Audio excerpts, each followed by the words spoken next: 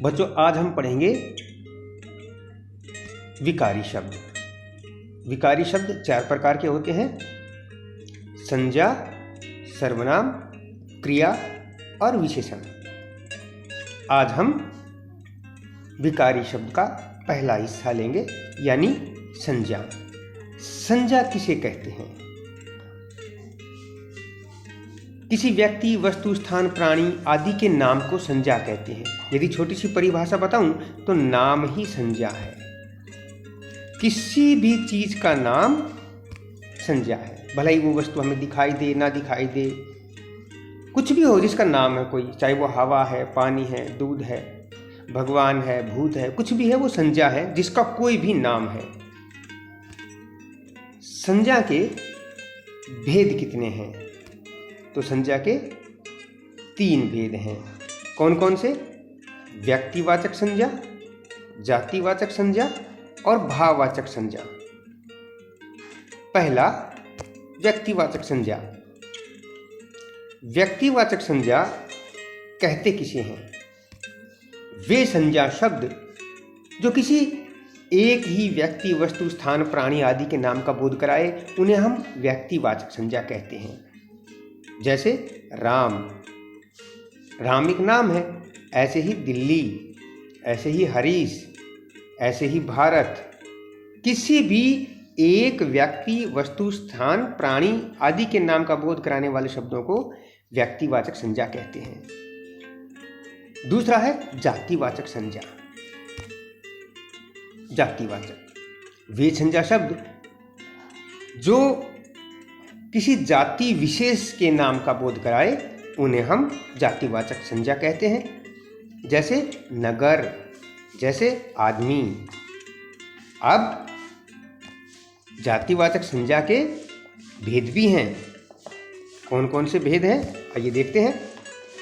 एक होता है समूहवाचक, पूरा नाम हो जाएगा समूहवाचक जातिवाचक संज्ञा। समूहवाचक संज्ञा कहते किसे हैं? वे संज्ञा शब्द जो किसी समूह के नाम का बोध कराएं, उन्हें हम समूहवाचक संज्ञा कहते हैं। जैसे सेना, सभा, कक्षा, बंडल, भीड़, झुंड, गट्ठर, ये सब समूह के रूप में हमारे सामने आते हैं, तो इन्हें हम कहेंगे समूहवाचक जातिवाचक संज्ञा। दूसरा हमारे पास है धातुवाचक या द्रव्यवाचक संज्ञा। वे संज्ञा शब्द जो किसी धातु अथवा द्रव्य के नाम का बोध कराएं, उन्हें हम धातुवाचक या इसका दूसरा नाम द्रव्यवाचक संज्ञा है कहते हैं।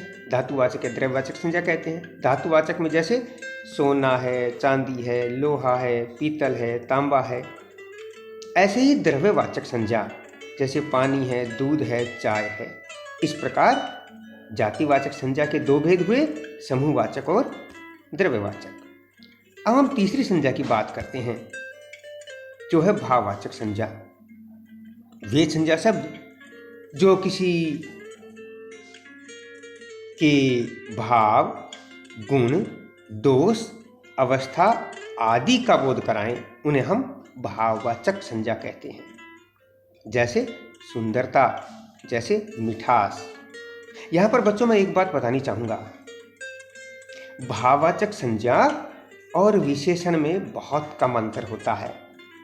भाववाचक संज्ञा जो है ये भीतर की होती है, दिखाई नहीं देती है, और विशेषण बाहरी होता है, दिखाई देता है। जैसे ईमानदार बाहर से दिखाई देता है, या मीठा बाहर से दिखाई देता है। हम आम को देखकर कहते हैं आम मीठा है, लेकिन जब खाएंगे तो कहेंगे आम में मिठास है, तो मिठास अंदर का भाव है। तो भाववाचक संज्ञा अंदर का भाव होता है। संज्ञा के और भी आधारों पर भेद किए जाते हैं, जैसे गणनीय संज्ञा और अगणनीय संज्ञा, सजीव संज्ञा और निर्जीव संज्ञा। ये भी हमें थोड़ा सा ध्यान रखना पड़ेगा। गणनीय संज्ञा वे होती हैं जिनकी गणना संभव हो, जिनको हम गिन सकें, और अगणनीय संज्ञा वे होती हैं जिन्हें हम गिन ना सकें, जिनकी काउंटिंग या गिनती संभव नहीं है। सजीव संज्ञा वे कहलाती हैं जिनमें जीवन होता है, जो जीवित होती हैं। और निर्जीव संज्ञा वे कहलाती हैं जिनमें जीवन नहीं होता है। तो इस प्रकार आप इस संज्ञा के परिभाषा, इसके भेद और ये सब लिखकर अच्छी तरह से याद कर लें। अगले वीडियो में हम इसके दूसरे भाव भी देखेंगे।